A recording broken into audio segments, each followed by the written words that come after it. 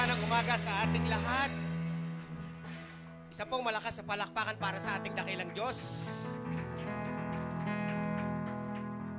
Ang pagpalakpak po ay best exercise para sa ating mga puso. Dahil mahal natin ang Diyos, pinapurihan po natin siya sa pamamagitan ng ating madamdaming awit. Tayo po ay dadako na sa ating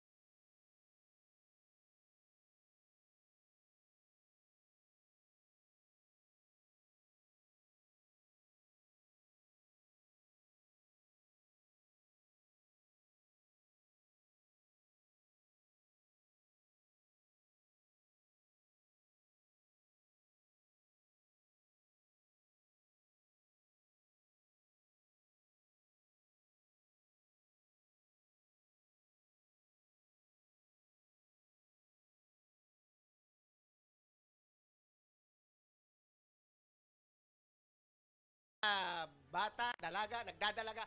High school na po ang ating marami, no? Ayan po ang mga activities kahapon. Kung nasilayan natin, maagang-maaga silang bumangon para sa gawain yan kahapon. Congratulations.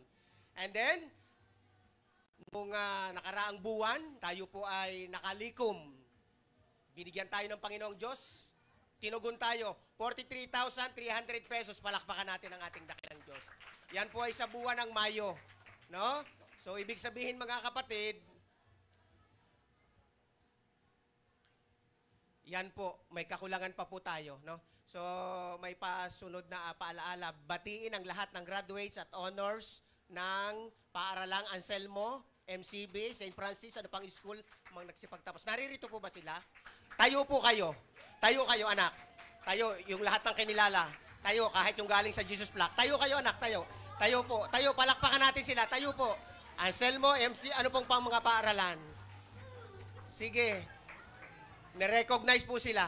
Yan. No? Palakpakan natin sila. Mga nagpursige, nagpunyagi, nagsunog ng kilay. No? Nagpakagaling mag-aral. No? Yan ang DepEd matatag. Nagpapakagaling mag-aral. No?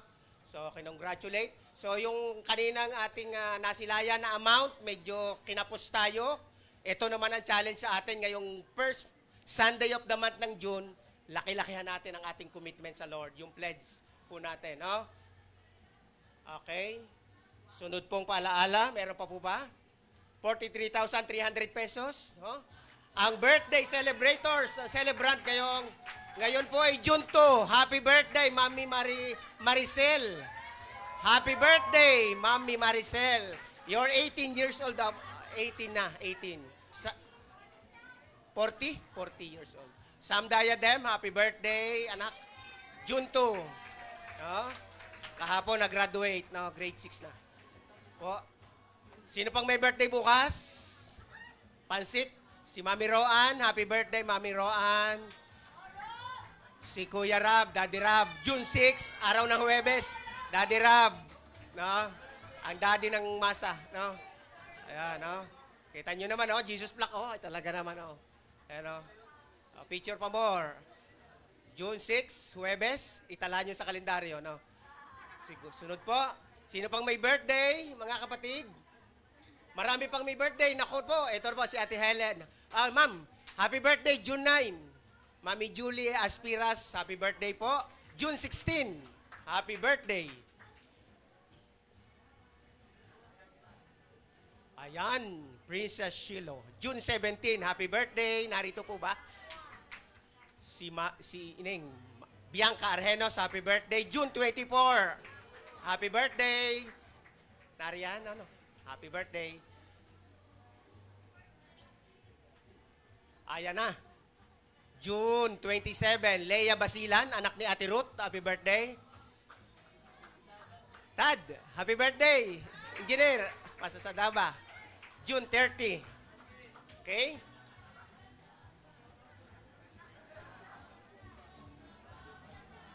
Dahil tayo ay first Sunday of the month, tayo ay pangungunahan ng ating inaabangan at nagsipagtapos ng grade 6 students ng Jesus Black Academy Anilao. Sila po magle-lead sa ating offering. Hali kayo mga anak, palakpakan natin at gagamitin na muli sila. Kayo ba'y ready? Sabi ni Mami Beb, kayo ba'y ready? Tithes and offering po natin ngayon. Sige anak, oh.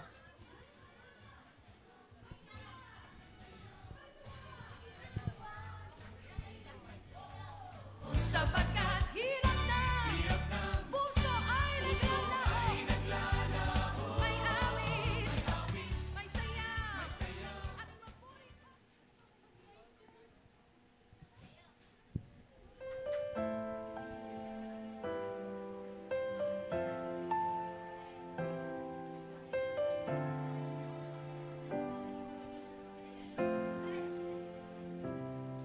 For the stars in the sky, birds that flutter and fly, I'm thankful, thankful for the leaves on the trees, how they dance in the breeze. I am thankful, thankful with an attitude of gratitude for blessings big and small. I show gratefulness and thankfulness as I praise the Lord of all. Hallelujah, hallelujah. I am thankful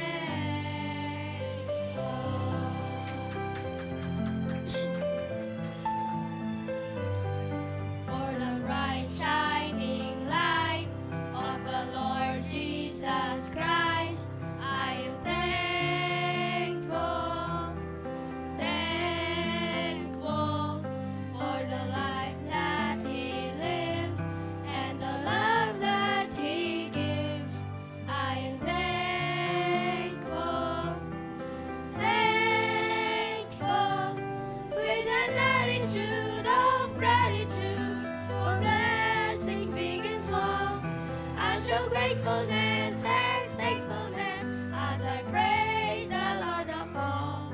Hallelujah, hallelujah. I am thankful.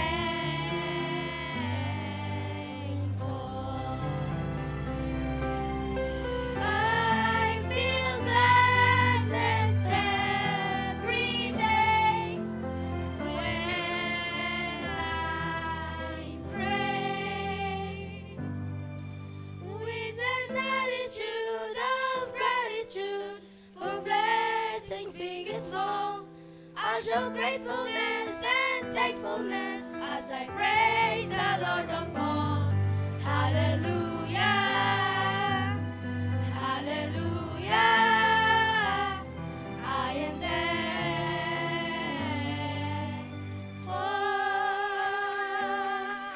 I am thankful.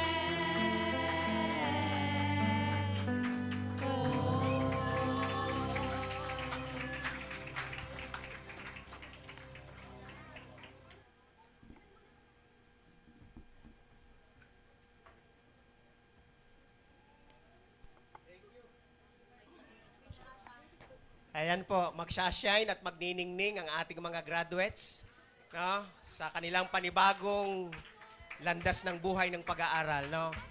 Nawa ang mga pamana ng Jesus Flock ay patuloy na makita sa inyong mga puso at diwa. Atin pong i-recognize ang pagdating ng isang magulang na nagpapaaral sa Jesus Flock sa katauhan ni Ma'am Erna A. Bomoong at si Erna Joy Abillar. Narito po sila, kapiling po natin sila. Anak, tayo ka, tayo po kayo. Ayan po ang magulang ng ating students mula sa Jesus. Salamat po at nakarating kayo. Maraming salamat po sa pong kagalakan na kayo'y kapiling namin. Dati pong estudyante, si EJA. Okay? So, salamat sa inyo po. Atin pong tawagin si Mami Ivy at si Riri. Palakpakan po natin sila sapagkat sila po ay nalalapit ng sumakay sa aeroplano para dumako sa kanyang minamahal na kabiyak sa buhay. Mami Ivy, Amboy, and si Riri. Ganon din si Doktora Darlene.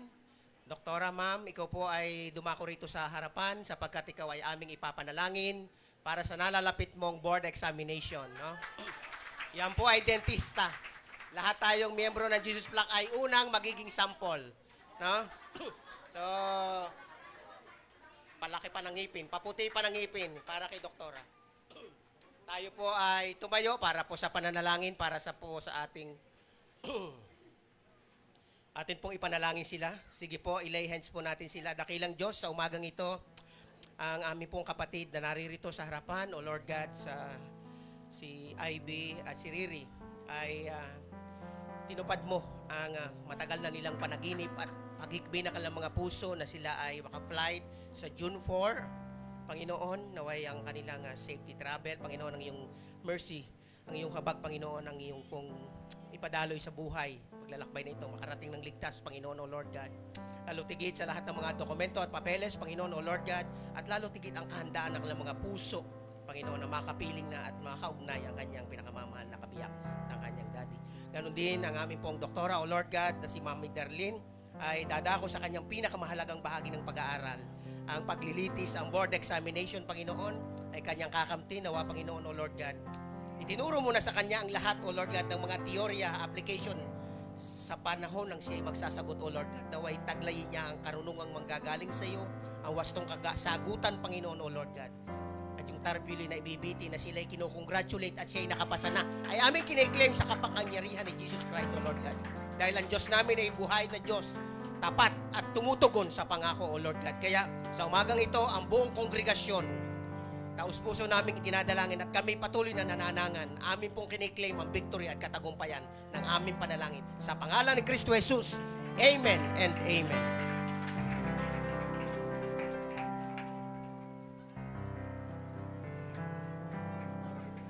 So marami pong mananagumpay sa parating na araw, no? Kaya congratulations. Kayo po ba'y kasama pa namin ngayong umagang ito?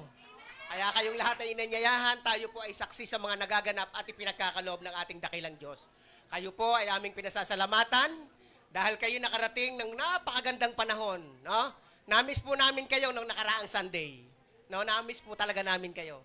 Sapagkat ang iba ay nag-aabang, may cancellation kaya ng church service dahil ang lakas ng ulan sa kapaligiran. Pero dahil ang Diyos ay mabuti, itinuloy pa rin po ng Diyos na matuloy yung Sunday service last Sunday. Dahil last Sunday of the month. Kaya naman, dahil first Sunday of the month, napakarami natin ngayong umaga, isa pong kagalakan na kayo aming nakapiling. Amen po ba? Palakpakan natin ang maghahatid ng mensahe ngayong umagang ito, si Pastor Michael. Okay, tawagin po natin ang ating Sunday School, Anak Pamor. Anak Pamor po, dito po sa unahan. Sino ang ating teacher ngayong umagang ito? Ito yung food. Sa food declaration, naroon yung kanyang mga ipinakita yan. Sige, Anak Pamor, sa Jesus Flock lahat ninyo i-enroll. Huwag sa ibang school, please. Ha? Anak Pamor, dito anak. Sige. Yung teachers natin, sino? Mami Rose Ann, kayo po teacher. Si Teacher Neds, dito po kayo. Ayan, no? Yung nagawa po ng PowerPoint, no? Salamat sa lahat ng tumulong. Ano? Atin pong ipanalangin ang mga batang ito, ilay hands po natin sila.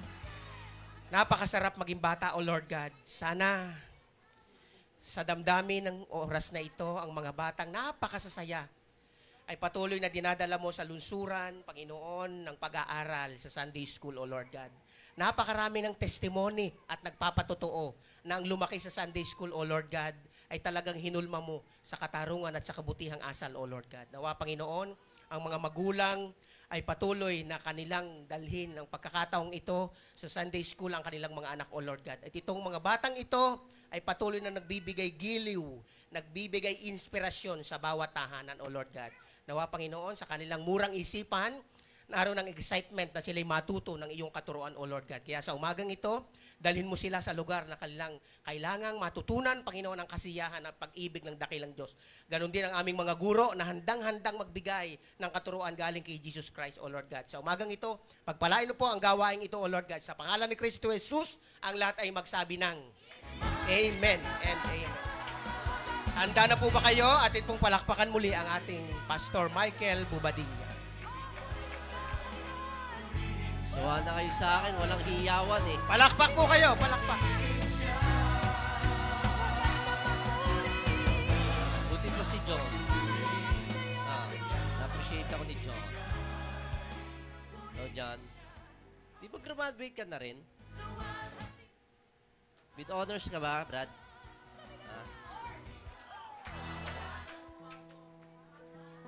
Saan? Sa presinto? Okay, praise the Lord. Biro lang. Okay, I'll be sharing regarding God of repetition. Okay.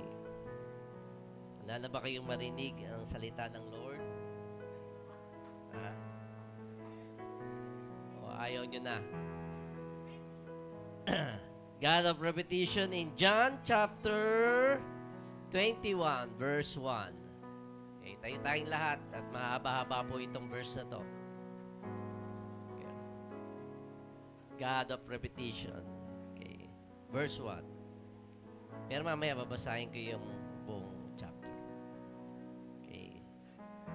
Afterwards, Jesus appeared again to His disciples by the Sea of Galilee. It happened this way. Ulitin ko kasi God of repetition tayo eh. Mga 154,000. After Jesus appeared again to His disciples by the Sea of Galilee, it happened this way.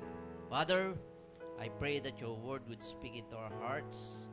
Lord, even if you are going to repeat it again and again, Lord, dalayan ko na ito yung mausap. Sa pangalan ni Jesus, Amen. You may be seated. Okay, pakibati ang inyong katabi. Sabihin niya, ako'y natutuwa. Hanggang doon lang. Ako'y na. Kaya na magduktong. Kaya ako'y natutuwa. Bago kang ligo. Ganyan. Ako'y natutuwa. Nag-toothbrush ka na. Okay.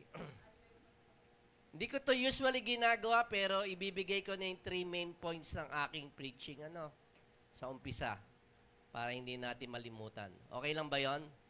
Okay. So, ang unang point, kung kayo po ay nagte-take note, paki-take note po. Kung hindi naman, di wag. Okay. First point, God is into repetition. That's number 1. God is into repetition. Write it down. The second point is that God is really into repetition. Okay? And the third point is that God is really, really into repetition. Guess nyo ba? So, yun po ang aking 3 main points. Okay. Para ma-prove po natin itong bagay na ito ay tayo po ay muling tingnan ang nangyari sa pader ng Jericho na kung saan ang Israelita, which is the chosen nation of God, okay, sa pangunguna ni Joshua, okay, that they need to walk around the walls of Jericho. Okay? Hindi lamang isang beses, isang araw, pero 7 times. Okay? In 7 days. So, paulit-ulit. Okay? Kung ikaw ay isa sa mga Israelita during that time, okay, parang redundant yung ginagawa mo, no? monotonous na paulit-ulit, wala namang nangyayari. Okay, and maybe kung naiinis ka na kay Joshua, ay pwede mong sabihan si Joshua, Joshua, ikaw ba'y talaga yung nakarinig sa Panginoon na tayo kinakailangan mag-march around the walls of Jericho, okay, for seven times every day, for 7 days. Okay, and yet on the 7th day, for the 7th time, okay, we know that the walls came crumbling down, no? Okay, at isa pa sa mga istorya, si Naaman, kilala niyo si Naaman, who is a Syrian commander, okay, was asked by prophet of God to dip himself into the Jordan River. Dahil ano bang sakit ni Naaman? Okay, marami siyang marami siyang tigyawat sa mukha. May leprosy siya, no? Okay, at dito si Naaman bilang isa sa pinakamataas na pinuno ng Syrian army, okay, nagmurmur siya, nagreklamo siya sa propeta. Bakit? Ang dami-dami namang ilog na malilinis, doon pa sa pinakamarumi. Mo ko pa dadalin at ilubog ang aking sarili ng 7 beses. Okay? Kaya yung kanyang subordinate, yung medyo mababa sa kanyang sundalo, ay sabi, Sir, wala naman po sigurong mawawala kung kayo susunod. So, he tried dipping himself, okay, into the Jordan River. Okay? 1 time, ganun pa rin. 2nd time, pag-ahon niya, ganun pa rin, no? Okay? 3rd time, parang feeling niya lalong lumala, no? Dahil nga madumi. 4th time, 5th time, okay? Nagmumukha na siyang tanga. Okay? Pero on the 7th time, okay, naging parang kutis sanggol. Okay? Ang kanyang mga balat. So, dito makikita natin sa mga istoryang ito that God is really into repetition. Sa 1 Kings 18 naman, si Elijah, okay, inutusan niya yung kanyang servant to look for any rain coming because there's been a drought for 3 years. 3 taon nang di umulan that time, okay, at inask niya yung kanyang servant na kung merong sign of rain because Elijah keep on praying. Pero, nung inutusan niya yung kanyang servant, okay, ay wala naman siyang nakikita, no? Kaya sabi ni Prophet Elijah, look again. Okay. Bumalik, wala po, look again. Okay, bumalik, wala po, look again. Okay, for about 7 times. On the 7th time, okay, he saw a cloud the size of a hen. Okay. May nakita siyang cloud na kasing lapad ng kamay. Okay, and I believe that God is really into repetition. Okay, akin pong sinasabi ito because maybe some of us, okay, are being frustrated. Okay, and because we're going through things that we think we have gone through. At parang paulit-ulit itong nararanasan ko. Problema, sitwasyon, suliranin sa aking buhay, naranasan ko na to, pero bakit paulit-ulit na lang? Okay? Redundant na lang ang mga pangyayari. Na-experience nyo po ba yon sa inyong mga buhay? Okay? Sabi sa word ng Lord, isa sa mga epistle ni Apostol Pablo, sabi niya, rejoice in the Lord always, and again, I say rejoice. Okay? So, nagpuri ka na, okay? Sabi dito, rejoice again. And again, I say rejoice. Sometimes we have to rejoice again and again in order to remind ourselves of God's faithfulness, that He's been good again and again. Can you testify about God's goodness in your life? Kahit hindi ka mabait, no? Kahit suwail ka, okay, nalalaman mo, naranasan mo, ang kabutihan ng Panginoon Diyos sa iyong buhay. Okay. At marami sa atin, maaaring naranasan din, we have testimony, that He keep on blessing you. Patuloy ang pagpapala ng Panginoon Diyos sa atin, no matter how many times you push away God. Okay? May mga pagkakataon na inilalayo mo na ang sarili mo sa Panginoon Diyos, no matter how far you run away from God. O ikaw ay lumalayo na sa iyong relasyon sa Panginoon Diyos. Or no matter how many times you live completely contradictory from His character and His words. Okay? Sablay na ang buhay mo, okay, ayon sa kanyang mga salita. But He still keeps on blessing you. Okay? Naranasan niyo na ba yun? Okay? Talaga ba? Okay? Parang hindi ko nakikita sa mga mukha niyo that you have experienced that. Okay? So, today I'm talking about the repetitious nature of the grace of God. Paulit-ulit, okay, na pagkilos ng biyaya ng Panginoon Diyos sa ating buhay. Kaya we need to thank God. We need to praise Him because our God is into repetition. Okay? Paulit-ulit na pagpapala sa ating mga buhay. Paulit-ulit na pagpapakita ng kanyang kagandahang loob, ng kanyang biyaya sa buhay natin. Kayo ba'y nagpapasalamat sa umagang ito that He woke you up? Dahil yung iba, hindi na makabangon, di ba? Okay? Di ba, Kuya John Paul? Okay? And starts on your way. Okay? So, we thank God that He is into over and over, breathing out so that we can also breathe in. Siya ang nagbibigay ng hininga sa atin para tayo makahinga. So we don't mind praising Him because everything that has breath, praise the Lord. Yun ang sabi sa Bible. Lahat ng may hininga, lahat ng humihinga ay magpuri sa Panginoon. Okay? These are some of the small things na ini-ignore natin, no? O pinababayaan natin na ito ay biyaya, habag, pagpapala ng Panginoon Diyos sa ating buhay. Okay? So, if He is good enough to give the breath, okay, I am good enough to give it back. Binibigyan niya tayo ng hininga, okay, at tayo naman ay nagbibigay papuri sa Kanya. So, we don't mind singing and praising one more time, again and again. Okay. Dahil alam niyo po ba, mga kapatid, pagdating sa langit, ano bang gagawin natin? Eh kung dito pa lang sa lupa, tamad na kayo. Okay? A-attend kayo ng church, tapos na ang praise and worship. Di ba? Nakuha niyo po ba? So dito pa lang, sinasanay na tayo ng Panginoon Diyos na magpuri, hindi lamang congregationally, but even in our own personal lives. No?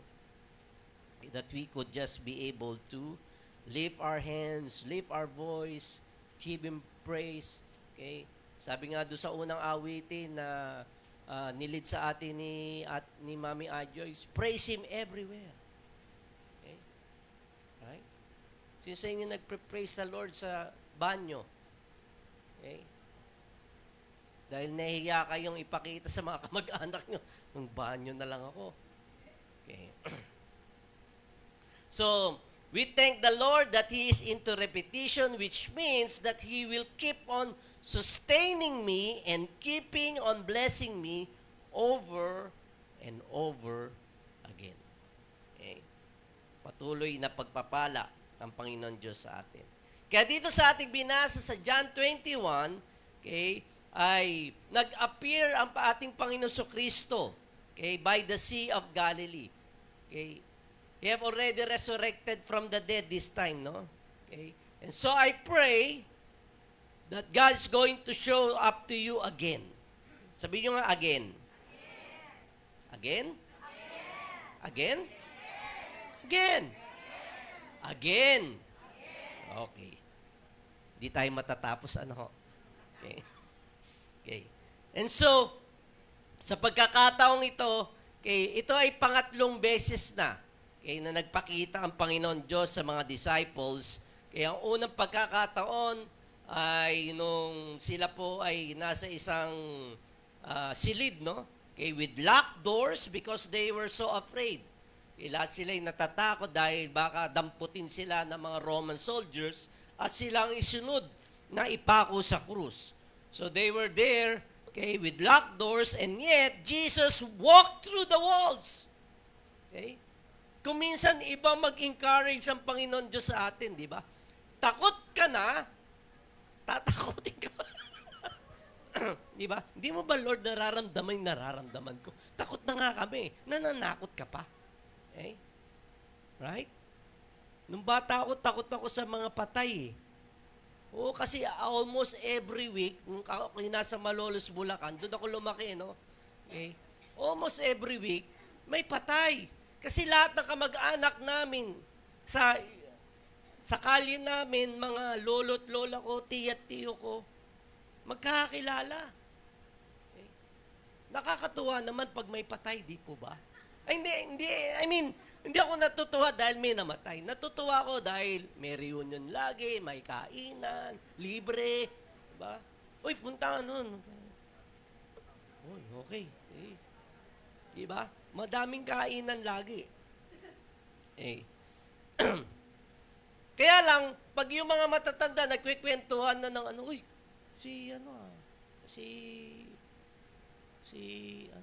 nagparamdam sa akin eh. Okay. Paano ba nagparamdam? Abay, ako'y natutulog noon eh. Biglang nawala yung kumot ko sa aking mga paa. Ay, napunta sa mukha ko. Ay, paano nangyari? Maraming mga kwento silang nakakapangilabot. Okay. Nakakatawa ba yun? Hindi ako natawa, di ba? Paano napunta yung kumot mo na nasa paa na napunta sa mukha? Ibig sabihin, may naglagay. Eh, wala naman daw taong iba eh. Baka magulo lang siya matulog, no? O kaya bumangon siya, pakabila naman ang kanyang giga. Anyway, basta may mga marami pa pong nakakatakot. Okay. Saka yung mga matatanda sa amin, pag nagkwento, nakakatakot sila. Alam niyo, yung matanda, parang, lolo, parang kayo nang susunod. Basta marami silang kwento. Kaya yun natakot. Kaya usually, pag may namatay akong kaibigan, hindi ko tinitingnan eh. Okay. Mas gusto kong alalahanin yung magagandang pagkakataon. Oo. Kasi pag tinitigan ko, meron akong imaginary picture sa isip ko eh. Okay? Di ba pag tinitigan mo yung kaibigan mo nasa ataol? Okay. Meron kami recently namatay, no, na barkada namin talaga. Parang hindi siya. Parang hindi siya. Iba kasi ang pagkaka-makeup, di ba? Di ba? Parang hindi siya yan, ah. Okay. Gusto nyo, magkwentuhan na lang tayo sa patay. Ay, nako.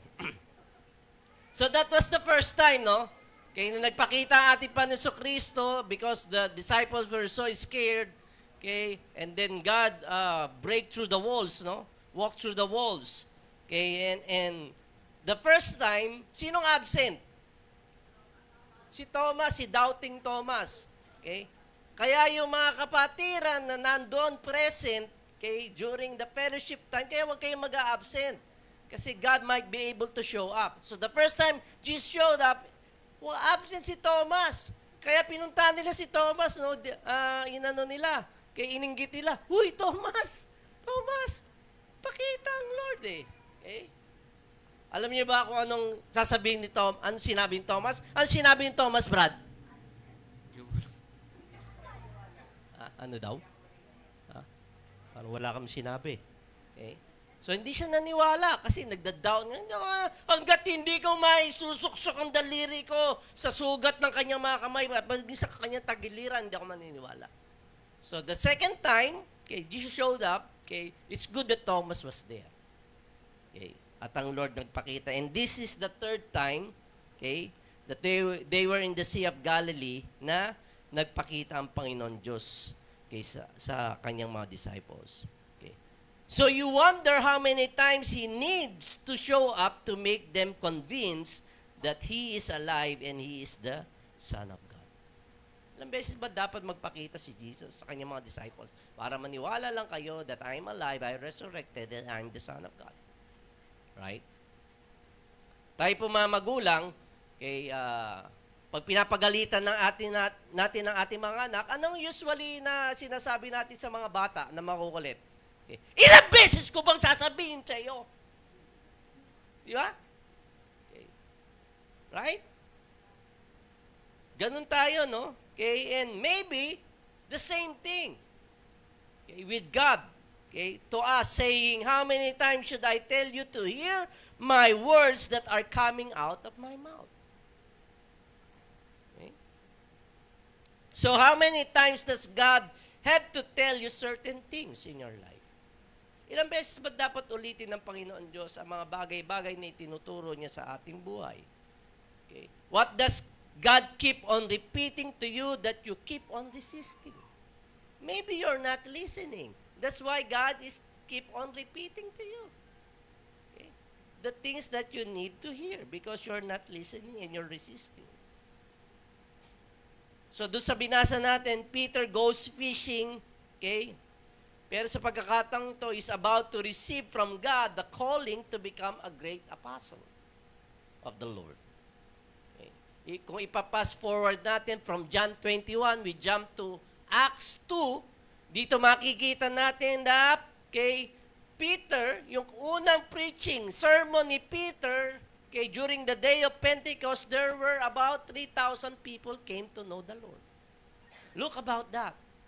Unang preaching pa lamang ni Pedro, 3,000 na ang nakakilala sa Panginoon. Pero hindi pa ito nangyayari. Dahil ang ating binasa, okay, ay sa John 21 pa lamang. Hindi pa dumarating ang banal na espiritu para sila ay puspusan. Okay? And so, Peter has already seen Jesus. So this time, on the third time, okay, but he needed something else. Alam po ba kung anong kinakailangan ni Pedro? He needs restoration. Okay? Because not only does he knew that Jesus had been resurrected, but personally, he needed to be restored. Naalala niyo yung tilaok ng manok? Okay? Ilang beses bang dininay ni Pedro ang ating Panginoon Kristo? 3 beses, no? Hindi ko kilala yan. Okay?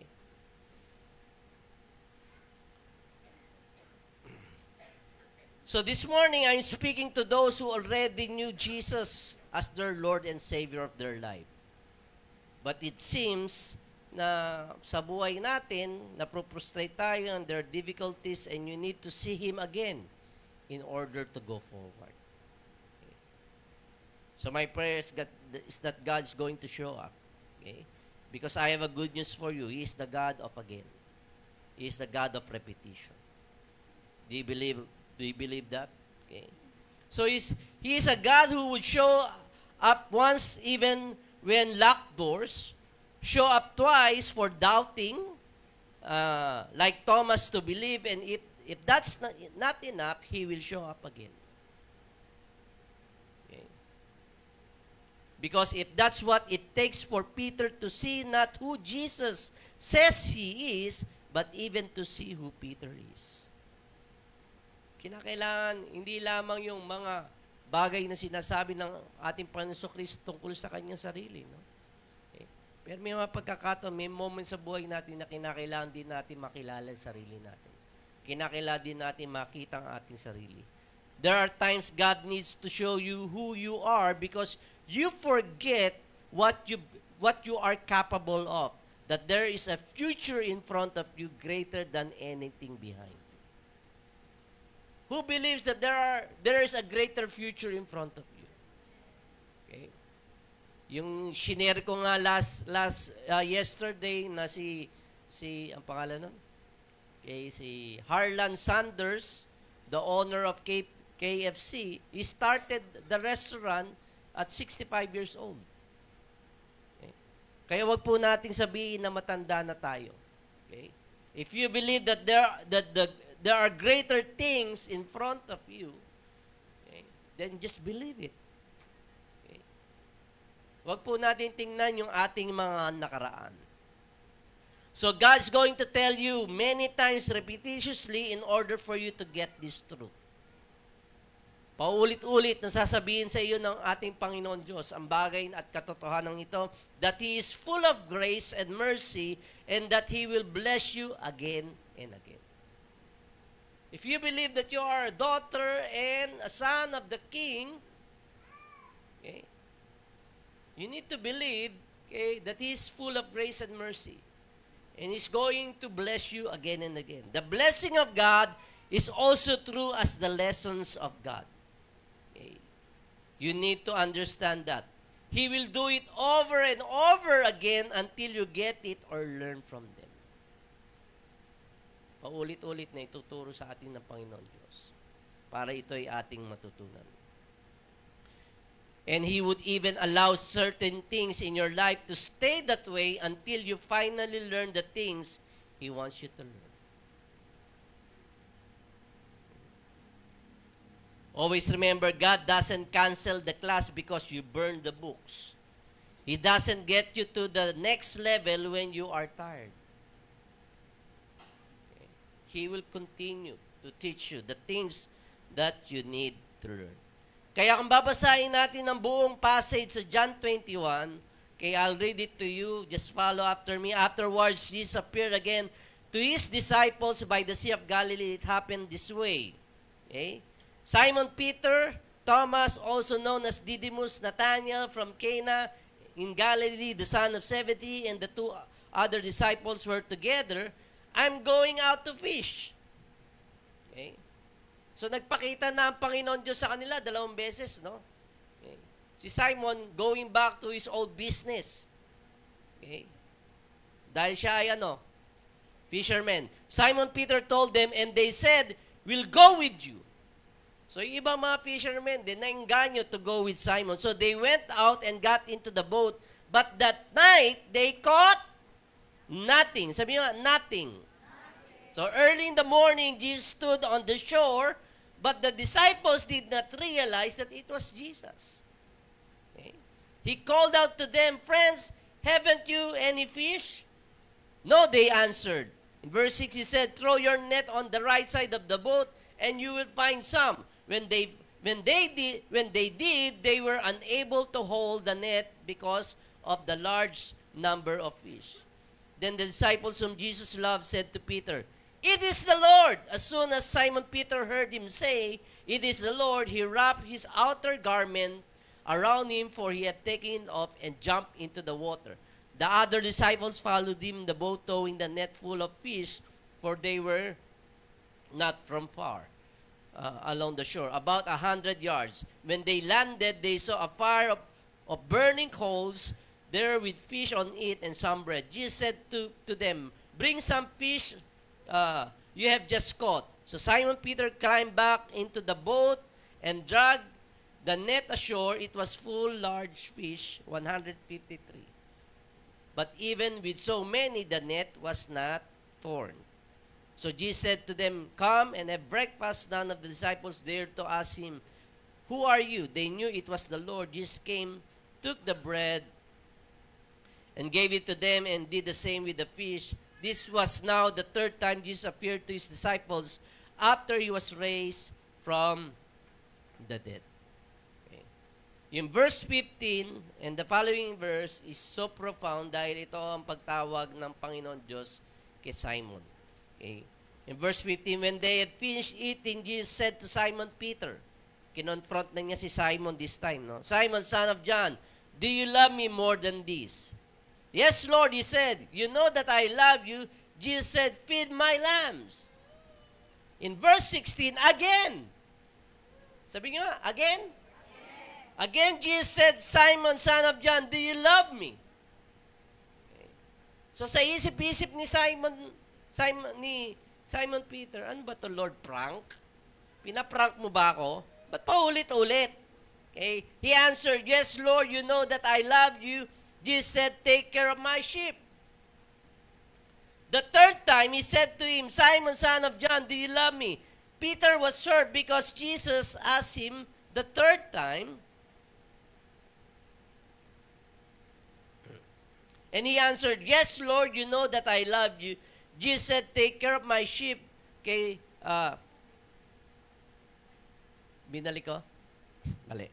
The third time he said, do you love me? Mali. Peter was hurt because Jesus asked him the third time, do you love me? He said, Lord, you know all things. You know that I love you.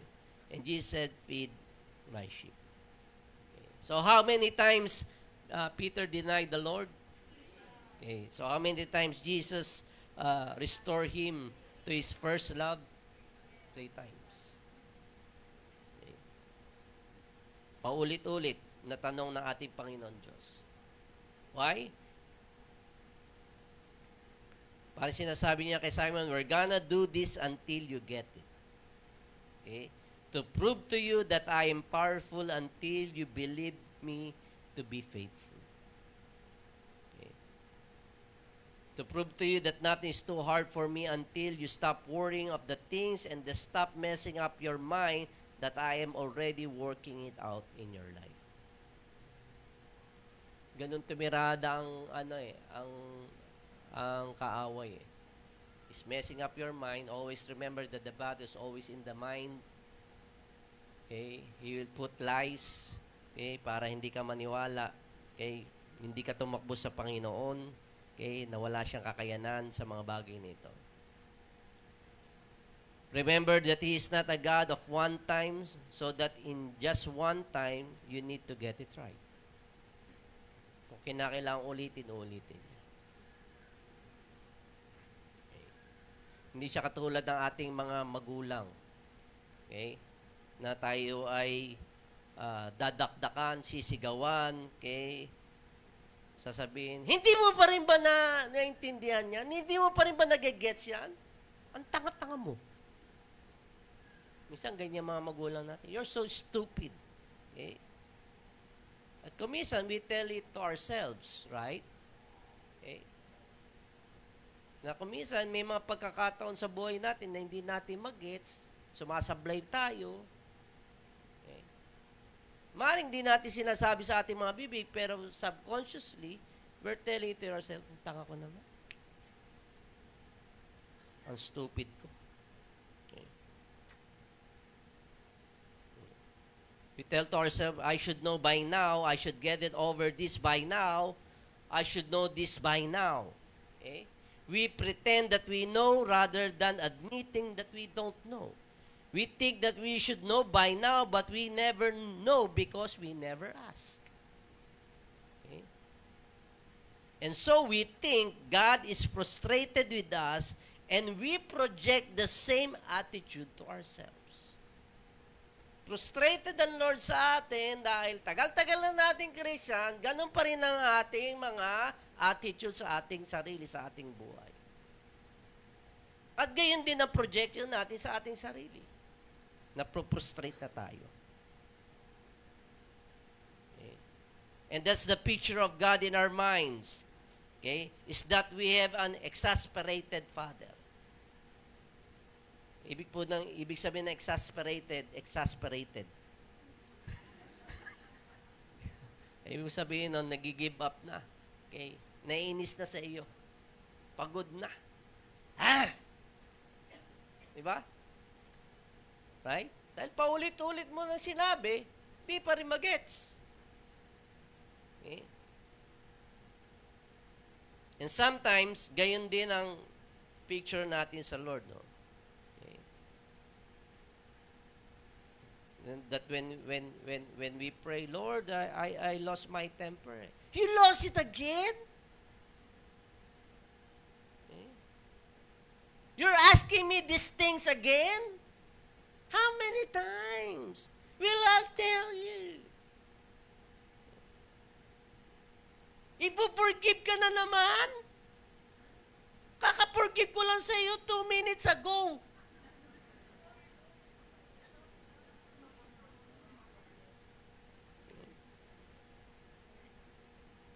Right? We want to go to God, but our image of God in our mind is that He is exasperated with us. That He is frustrated with us. Okay? I want you to listen to me closely. Okay? I found out that every time I come to God, it is a compliment to Him. Sa bawat oras na tayo lalapit sa Kanya, compliment yun sa Kanya. Pag sinabi natin, God, I need more grace. Hindi siya exasperated. Hindi siya naiinis, hindi siya na-upset sa atin. Okay? When we come to God the Father and we tell, okay, God, I need your grace. Okay? Well, son, I'm good with that. I'm good with grace. Come to me. Ganon ang Panginoon. Okay? Ganon ang Diyos Ama sa atin. When we come to Him, we acknowledge that He has the power to give it to you. Na meron siyang kapangyarihan, kaya niya yon na ipagkaloob niya ito sa atin. So on the third time, Jesus showed to Peter again. Okay. Why? Because God wanted Peter to know that He's not going to let him go. Kumbaga, ika nga kay Mike Enriquez, Pedro, hindi kita tatantanan. Okay. Noon tinawag kita that upon this rock, I'm going to build my church. Hindi nagbabago ang tawag ko sa iyo. Okay. Kahit na ikaw ay magmalakaya, bumalik ulit sa dati mong trabaho, bumalik ulit sa dati mong buhay, okay, I'm here. I'm going to show up again. Ayaw maniwala. Sige. Okay. Because I'm not letting you go. Right? Pero tayo po yung nagpupumiglas. Nagpupumiglas ang kaisipan ni Pedro na sinasabi ni Pedro, bumalik na ako sa dati kong trabaho, you need to choose somebody else. Iba na lang, Lord, piliin mo. Wag na ako. Wag mo na akong tawagin. As many times you are giving Him your excuses, He keeps giving to you His truth. Again, and again, and again. How many times? As long as it takes for you to respond to His words. Kung pagod ka na ang Diyos pabalik-balik sa iyo, ang Diyos hindi pa napapagod sa iyo.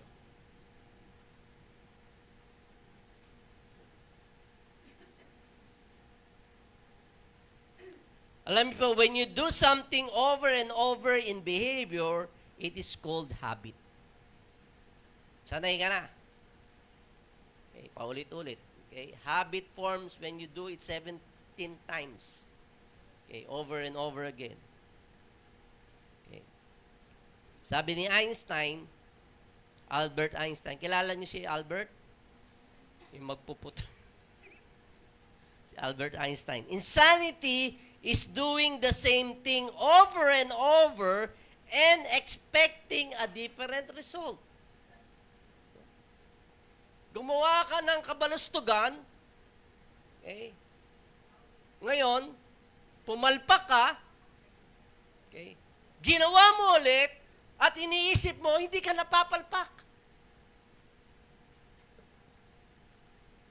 Insanity yun. Okay? Ang immaturity naman is doing something once in a while and wondering why it didn't work. Yan. Marami sa atin immature.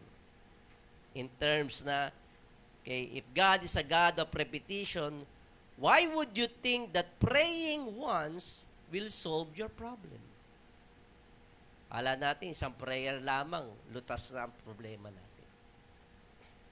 So if God is into repetition, why would you think that you can come to church on Sunday and ignore Him from Monday to Saturday? Okay? And think that all things is going to be all right. Brother and sister, you need God to fill the gap between Sundays so you can be able to have strength for the fight against the things that you're struggling with. Huwag po natin itsapwera ang Diyos. Huwag lang natin isali sa buhay natin tuwing linggo. Araw-araw po. Kaya bilang hamon, mga kapatid, muli kong ulitin sa inyo that God is into repetition. He is the God of again, He is the God of repetition. Okay. Kuya Drew, ito bang preaching na to recorded? So with the technology that we have right now, okay, maaaring sabihin mo, hindi ko na-gets yun Ang bilis magsalita ni Pastor. Okay. You can watch it again. With the technology that we have. Okay. Hindi mo na-gets, watch it again. Okay. Minsan we ignore him. Binabaliwala natin. And that's why sometimes God will put you a little longer in a season of slowness or slow motion. Okay? Parang bagal-bagal ng progreso sa buhay. May pagkakataon na parang tila wala namang nangyayari sa buhay ko. May season na gano'n na inilalagay ka ng Panginoon Diyos. Okay? And you think God is being slow, but His slowness is an indication of His love because it is His steadiness to prepare you by His sovereign will for something that your eyes haven't seen and your ears haven't heard. Okay. Kasi pag nagbabilis siya, baka hindi mo magets. Kaya slow motion niya. Inuutay-utay ng Lord para magets mo lahat. Para makuha mo lahat. Para maging ready at handa ang iyong puso, okay, at ang iyong pagkatao sa mga bagay na ipagkakalob mo sa iyo. Ang problema, mga kapatid, atat tayo. Nagmamadali tayo sa maraming bagay na hindi pa naman handa ang ating kalooban at ating mga puso. Sino bang ayaw ng pagpapala?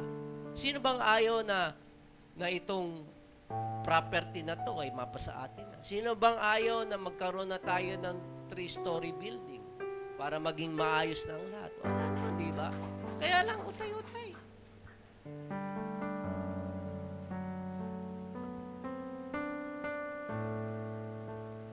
Pag nagkaroon ba tayo malaking place, mapupuno natin?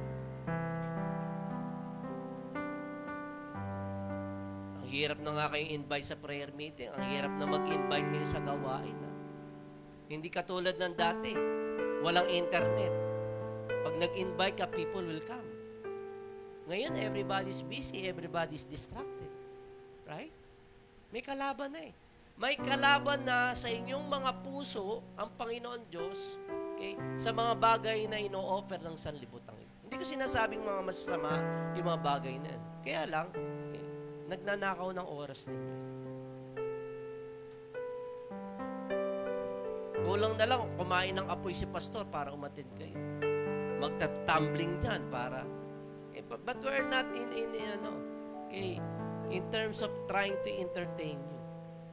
Okay? We're here to really be able to share to you the word of the Lord in your life.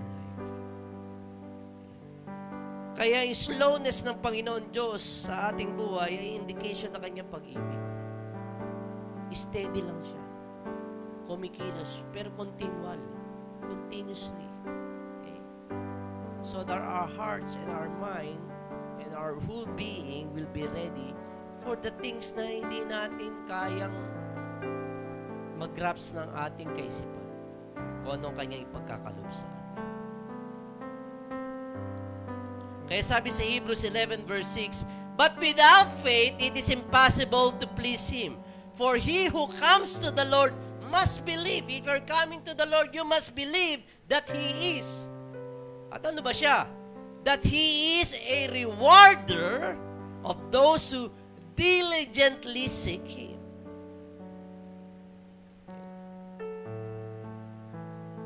Ito ang pangako ng Panginoon Diyos. Okay? Kaya lang, saan tayo sumasablay? Okay. Doon sa adjective na diligently seek Him. Kasi kung minsan half-hearted yung ating paghanap sa Kanya. Minsan half-hearted. Kaya muli, tanong, how many times Jesus showed up for Peter to be restored? 3 times. So may I suggest, suggestion lang naman to, that even if you are not diligently seeking Him, He's diligently seeking you.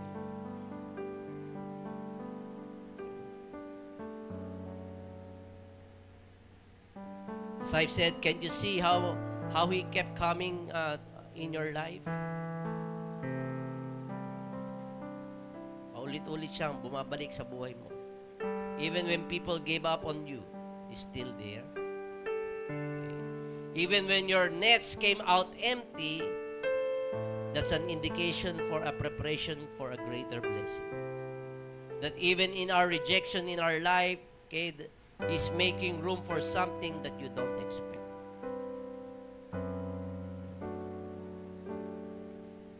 Brother and sister, God is getting ready for the next. Okay? He didn't bring you this far to leave you. He didn't give you this much to abandon you. He didn't bring you here just to step out and then figure it out by yourself. Hindi ka nahihayaan. Bahala ka sa buhay mo. Hindi ganun ang Diyos Ama. I think He's getting ready to show up in a great way for the next season in your life. Do you believe that? And that's God's word for us. Why don't we all stand? Right now, we're going to have our communion. And I'll be requesting those people who are in charge of the communion elements to come forward. Okay, alam nyo na ang gagawin. Yung narito. Pila kayo dyan sa side na yan. Yung narito naman yung side na to. Then exit on the center. Okay? Para tayo po ay maging maayos lamang. Praise the Lord. Lapakan natin ang Panginoon Diyos if you have received His word.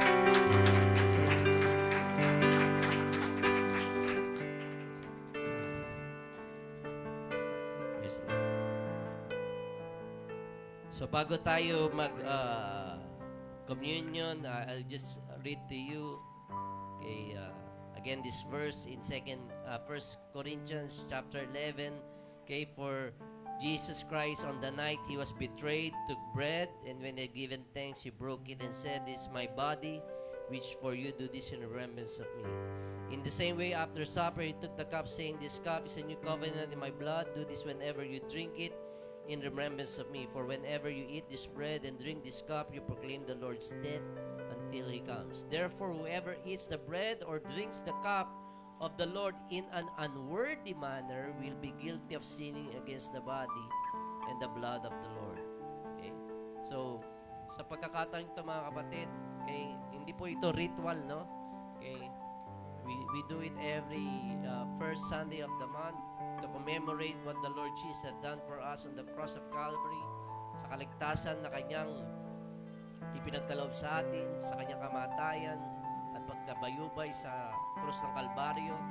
Okay, when we partake of the wafer and the juice, ay nakikisa tayo sa Kanyang ginawa. Tayo nagpapasalamat, tayo nagpapasakop, tayo nagpapakumbaba. Kaya kung alam mo kapatid that this day that you need restoration, that you need God to show up in your life, okay, this is the time, no? This is the time to come to Him. This is the time to submit your whole life to Him. Okay, hindi ko alam kung ano mga nangyayari sa iyong buhay, but I believe, okay, God is not letting you go. Okay? Hindi ka bibitawan ng ating Panginoon Diyos na may plano siya sa iyong buhay. Okay, so if you believe that He has a plan and a purpose for your life, I want you to fall in line and then partake of the bread and the juice. Kuha lang muna tayo, no? And then sabay-sabay nating iinumin at kakanin ng wafer. And let's sing this song. And I will make room for you Make it a prayer.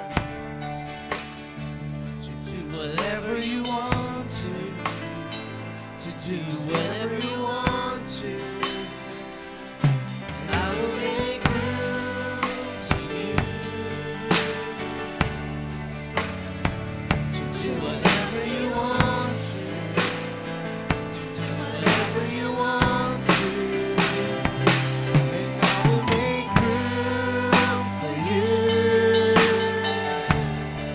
We're making room, Jesus. Whatever you want to, Room into our hearts and into our whatever lives. you want to, I will make room to you, and I will Jesus. make room for you to do whatever you want to do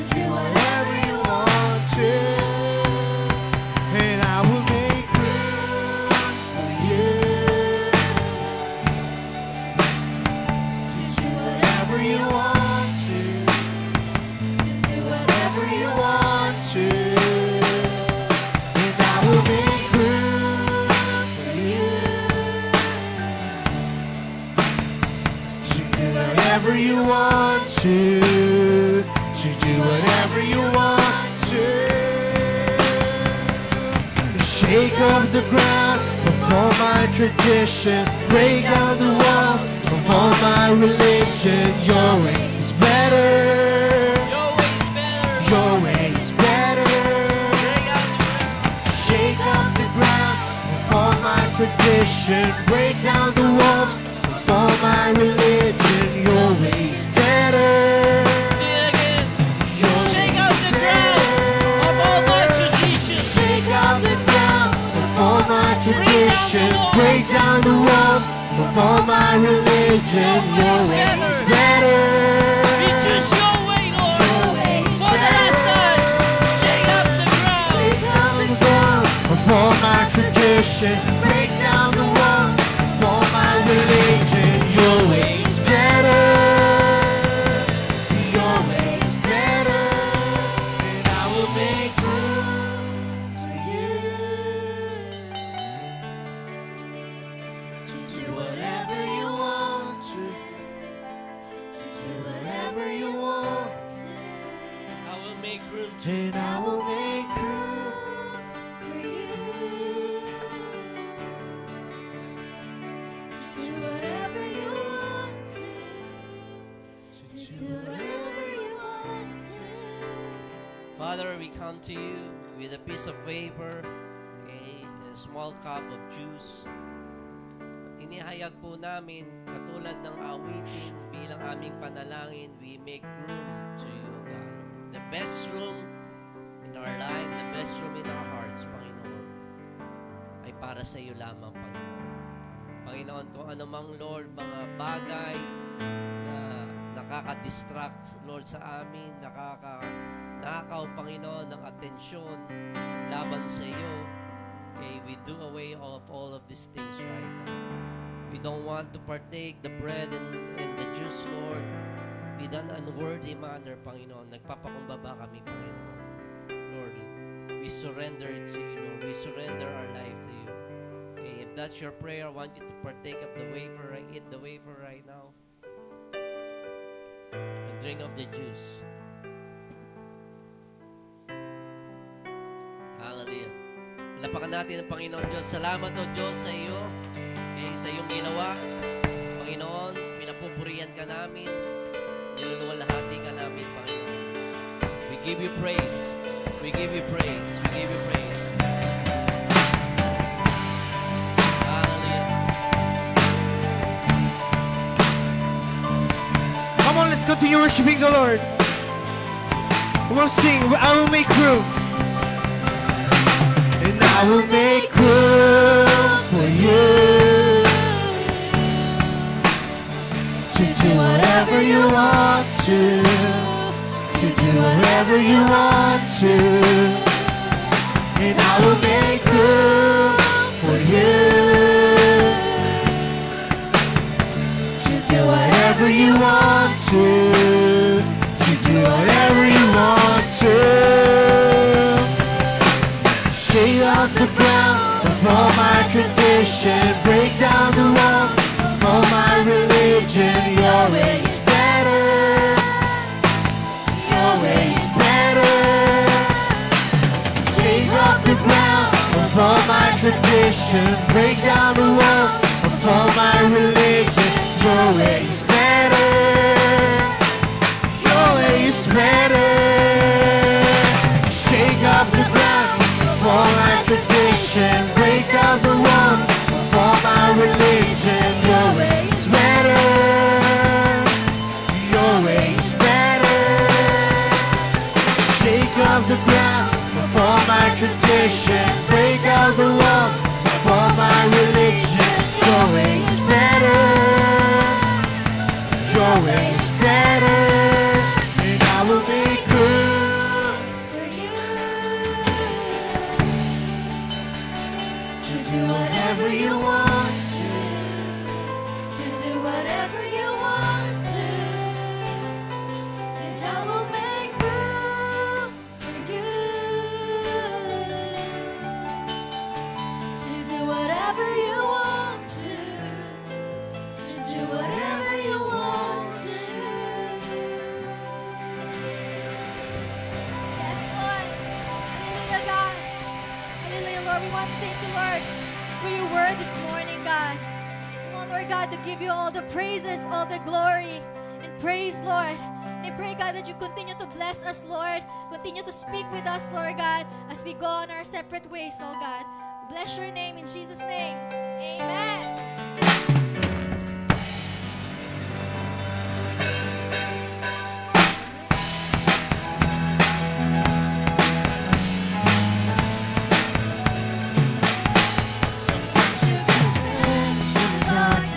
Sing to the fire, praise when it don't make sense.